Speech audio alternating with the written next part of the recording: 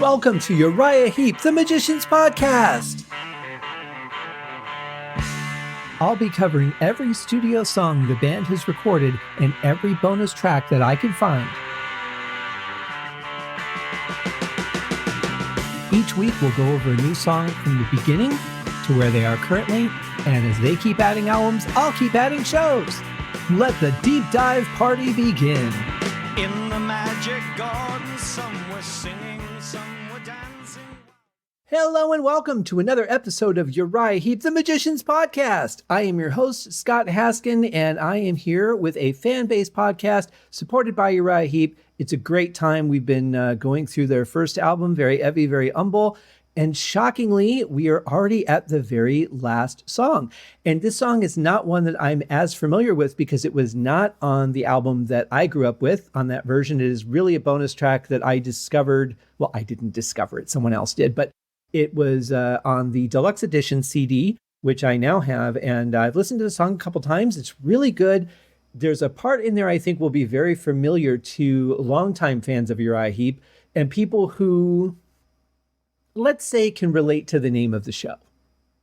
I'll leave it at that. However, before we get started, I wanted to say, I was thinking about it a little bit ago, and every show I go into my my gratitude section where I thank all the people who have helped put the podcast together, have supported it, people that are doing great things out there, the friends that I have in the Deep Dive Podcast Network.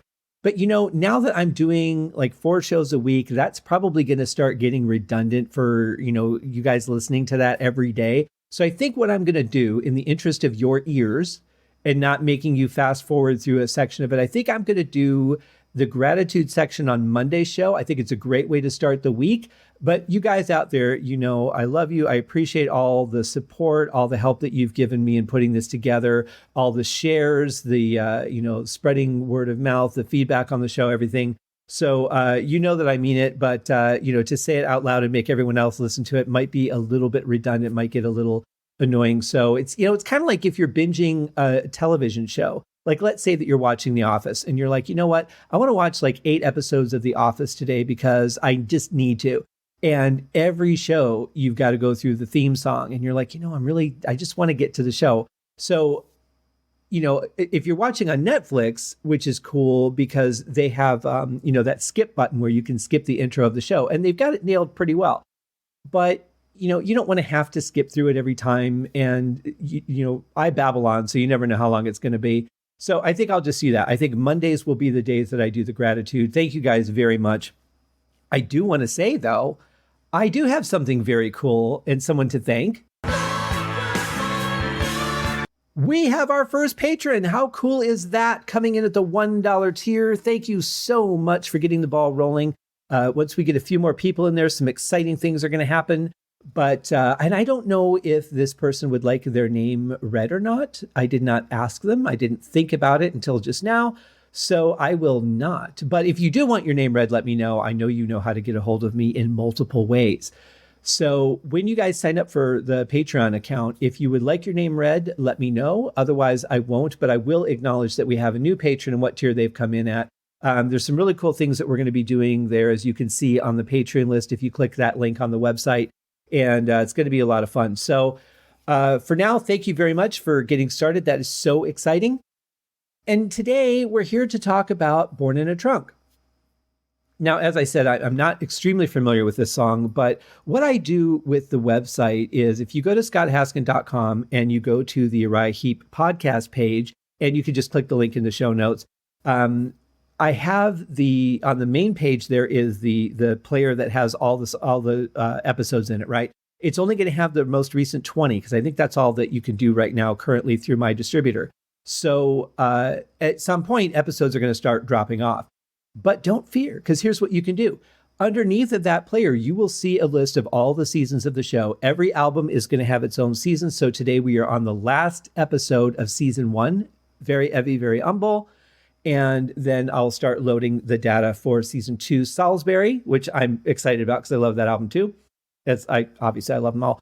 And you can go click on that album page, that season page, and then there are pages for each individual episode where you can go and you'll get the lyrics. There's also an individual, like a mini player, so that if that episode has dropped off of the main player, you can still access it without having to go anywhere. But of course, if you're listening through your podcast player of choice, whether it's Apple Podcasts, iTunes, Stitcher, wherever you're listening, you should have access to all the episodes. But we've got a lot of songs to cover, so that list is going to get really long at some point, and it's going to take a long time to scroll through them. So just go to the website. You can stream it for there. Those individual players will always be there, and then you can revisit any of the episodes, any of the songs that you want to hear over again. Maybe it was your first time hearing the song, and then you get more familiar with it, and you're like, I want to listen to that episode again and see if I have a different perspective. It's all right there for you. I've tried to make it as convenient as possible.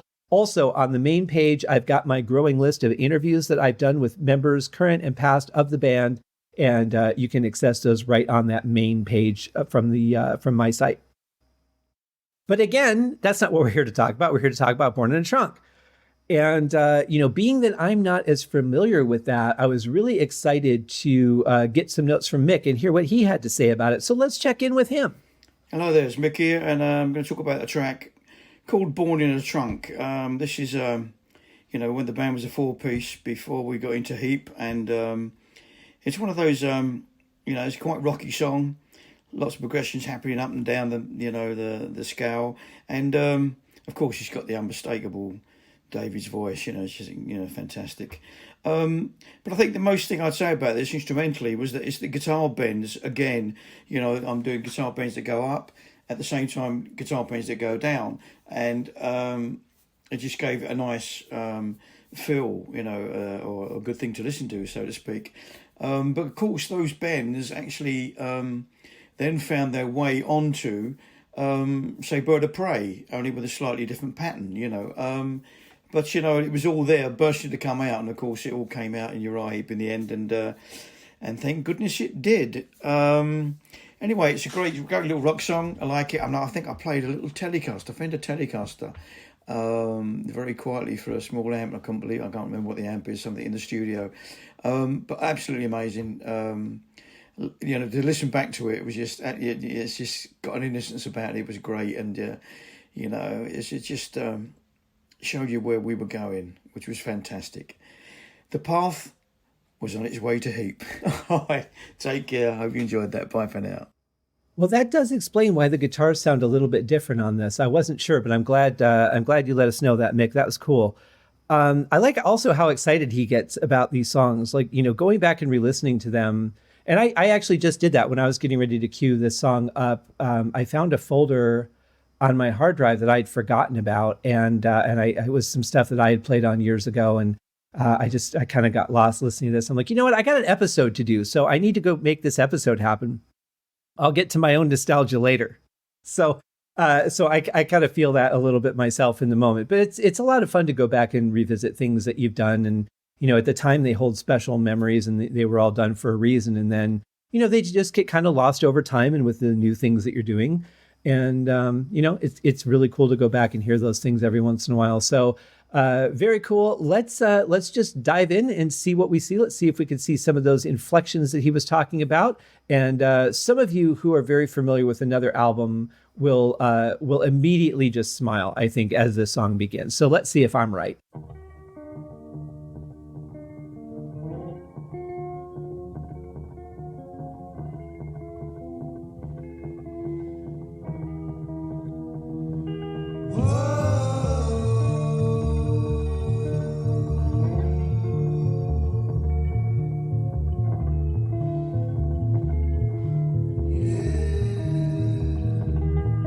I want to stop it here because this is a great example of how a bass guitar can really bridge the gap between the rhythmic and the melodic. And it's not a harsh bass tone. It's very gentle. It really plays along with what Mick is doing. And it just sits in there so perfectly. I really like how this part was mixed.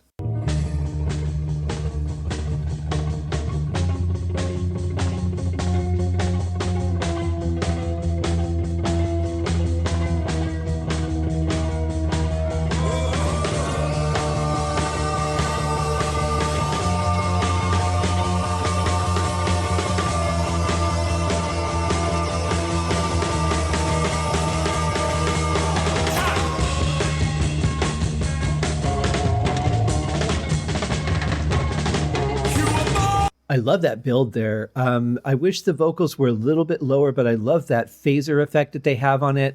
Love the build with the drums and the bass there, and Mick just continuing on doing what he's doing on the melodic side. Really sounds good. And then you've got that rhythm guitar just keeping things going. Really nice blend here. Like I said, I wish the vocals were slightly lower, but then when the drums come in and they start doing the fills, you kind of feel almost that, that walking in your shadow type fill, which is very reminiscent of what, as a drummer, I think of when I think of this era of Heep. And it really builds nicely.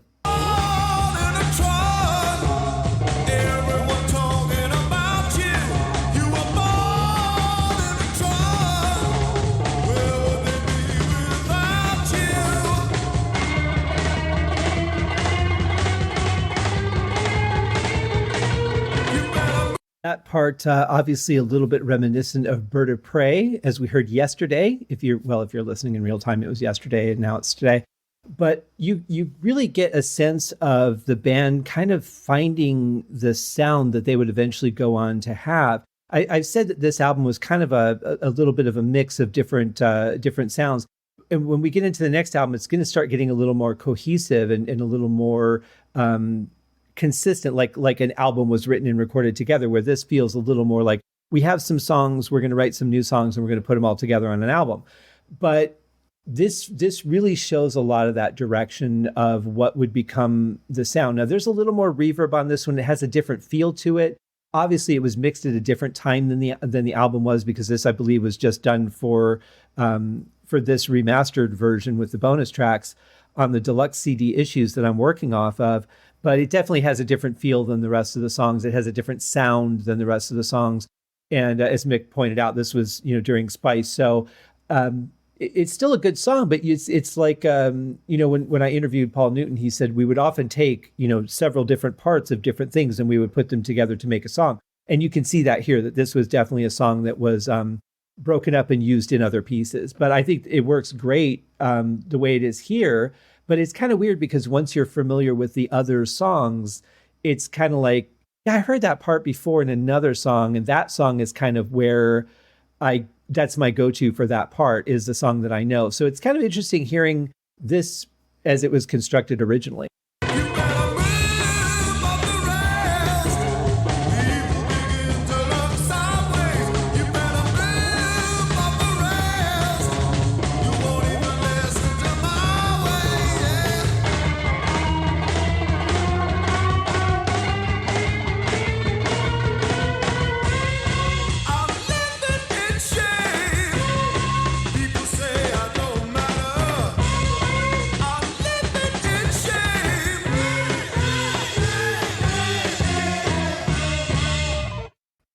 Okay, I know what you guys are going to say, but you also know what I'm going to say. That is very reminiscent of Let Me Stand Next to Your Fire by Jimi Hendrix. And I know I may have mentioned that once or twice on the show before, but it's got that part. It's got the vocal and then the da-da, and then the drums, very reminiscent of the drums on that song. So it's got a great feel to it, though. It really fits in with this song. I like the way that they bridged the gap from the first part into this. Really nice. And now we're going to hear some Mick.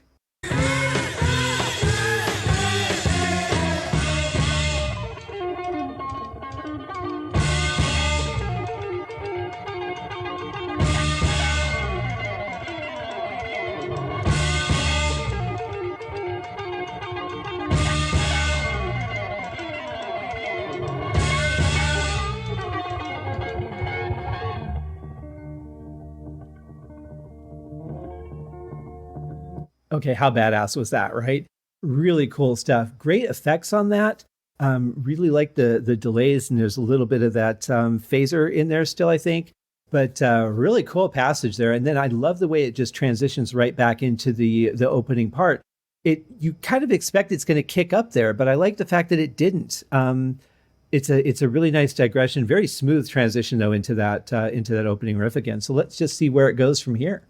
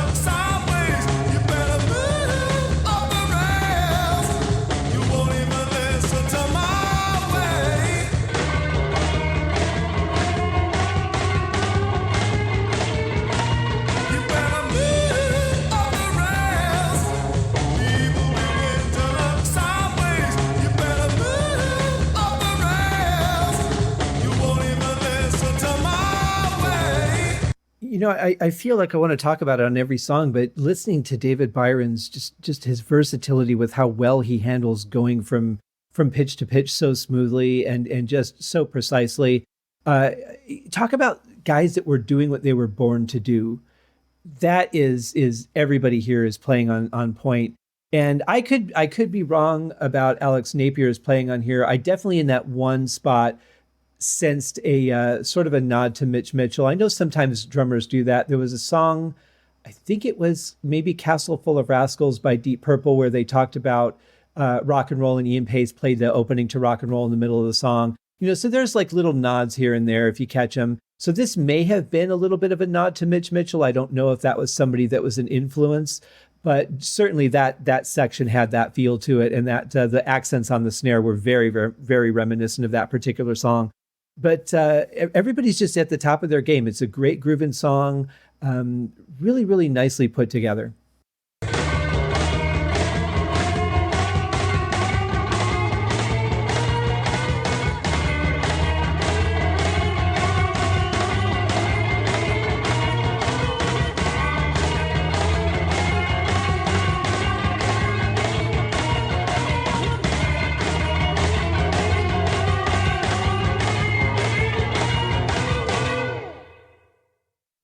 There's a really nice chaos in that last section, and I think I want to say it's caused by the effects, mostly the way that they play out. But there's just kind of a really nice sense of unease, I think, in the ending of this one, and I like the way it just kind of abruptly ended, and then you have that little tiny reverb trail at the end. Very cool. I like the song. It's one of those songs that you can look back on and see where things were going. You could say, okay, they're starting to put their sound together, and then they took some of these ideas and they used them elsewhere. But as a standalone song, forgetting the fact that you've got the Bird of Prey section and you've got the other section that I won't mention, but you could see that the ideas were solid. And as a standalone song, apart from those, I think it stands up. A little bit repetitive in a couple of spots, the last verse repeating a couple times. But overall, yeah, it's got a great groove, a great sound to it. I would listen to it again very easily. So guys, you know what? That is every song on Very Heavy, Very Humble. We have gone through the entire first album of Uriah Heep. I can't believe it. It's already been quite a ride doing the show. Having a lot of fun with it. I hope you guys are too. The feedback has been fantastic, and I really appreciate everything that you guys have been sending me. But I want to know what you guys think about this song, because it's it's a bonus track. It wasn't one that you're probably as familiar with either as some of the other songs. So let's start a discussion on Twitter.